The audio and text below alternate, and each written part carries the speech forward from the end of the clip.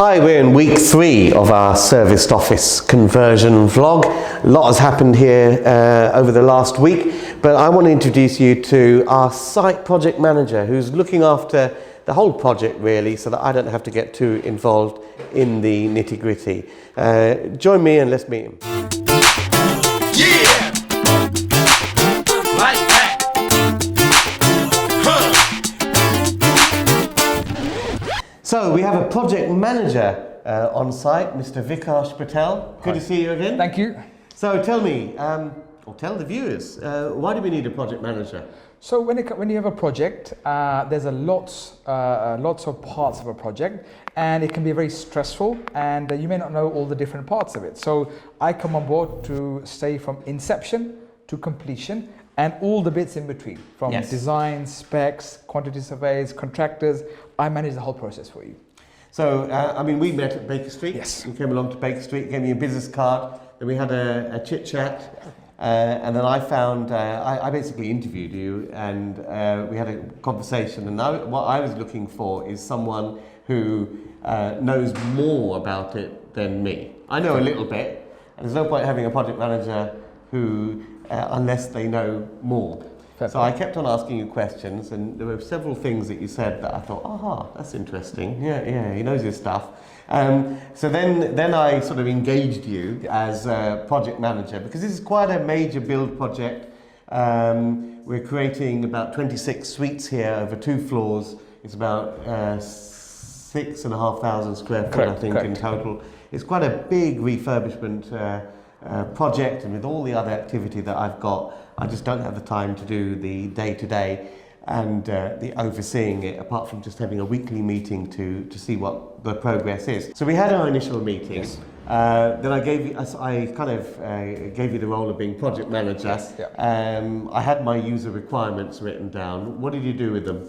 So in your user requirements, you had your spec, which you wrote up, and a set of drawings. So after taking those documents, I analyzed it very closely and then worked out an action plan of various different elements to then have a conversation with you about how to develop that into a construction spec with drawings and how to execute the next steps forward. So what was missing in my customer requirements to turn it into a construction spec?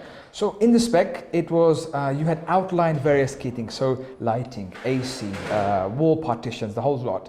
But it needed more detailing, so a contractor can then look at it and price against it. So we took each individual item, we worked on it together, and then worked out a solution for it, so the door frames, the colors, the walls, the whole lot, made it into a specification. Then I took that specification and then priced it out with the contractor to then work out next steps. And there were some areas where I stated my user requirement, and then you came up with several alternative ways of delivering that requirement, and some were more expensive than others. Correct. And that's how we achieved a little bit of cost saving. Correct. Absolutely. In the project. I mean, one of the big areas was the air conditioning, of course. Correct. So air conditioning was a major cost for the build, and what we had to do is we had to find a solution with the existing building, existing floor plate, existing walls, to make each suite have the air conditioning and not like a big machine that's visible. And we worked through 3 or 4 different contractors, some solutions, and we found a very cost-efficient solution with one contractor, and then we went with them afterwards. Yes. Air conditioning is a big thing. Also soundproofing, of course. Correct. So the other one was that you had an issue with sound transferring to other suites. Yes. So what we came up with the solution is to take the partitions to the ceiling, so no sound transfers through, and we tweaked the design a little bit to make it work for you. So you translated that into a construction spec. Yes. Put it out to a few people. Correct. To tender for the role. Yes.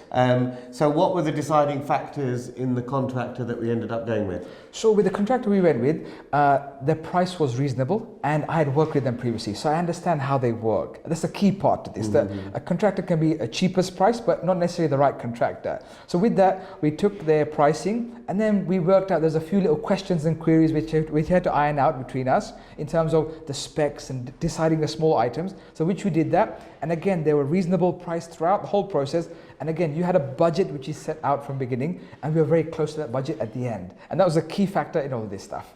And before we got underway with the project, there were some key documents that you prepared that all parties signed. Can you just talk us through what those documents were and why they're important? Yes, so when we decided the final price and everything, when a contract starts, before you start construction, you need to have a contract in place. That's a JCT contract, which is the industry norm. With that contract, where do people get that from? You can buy it from the JCT website or online, and that you need a contract administrator to look at that. So I'm a contract administrator on behalf of the client. I look after that because I'm an independent body, which makes sure that the client is taken care of, the contractor is taken care of, but everyone is following the same contract. So the contract is the price document, a contract, a program, and a cash flow, so that you're fully aware of all the expenditures throughout and when the project is finishing. And the contractor also knows that if he doesn't finish by this date, there's some damages which come in. So he's on an incentive to finish in time and in budget. And once the project's underway, you are, you come around every week and all the rest of it, but talk us through the role that you play in deciding on how much is paid at each stage payment milestone. Yes, so the contractor, in our contract we set out a valuation. So valuation comes every 2 weeks. So the contractor sends his valuation to me and I check it. So it's about progress on site, any deposits which they're paid, any future deposits which are coming, and are they claiming the right amount, the materials, the value. So it all needs to be individually looked at. Then I approve it. Then I say to you, Ranjan, this is an approved valuation, please pay it on the back of an invoice. And of course, one of the reasons why I wanted to go for a project manager for this project, I've got several different activities going on all at the same time, and it's just difficult for me to get involved in the day-to-day. So there must have been plenty of day-to-day issues that you've solved that I didn't even know about. Can you give me an example of one that you've solved I haven't had to go and get involved in that I'm going to hear about now for the first time? Yes, correct. Initially our scope was not to touch the ceiling. Now, in doing our partitions, we had to actually remove quite a large parts of the ceilings to make it work. So we had to do that, get it done, and put back again without you really knowing much about it. With that, and then there are various issues with the AC, the pipes, the roots out.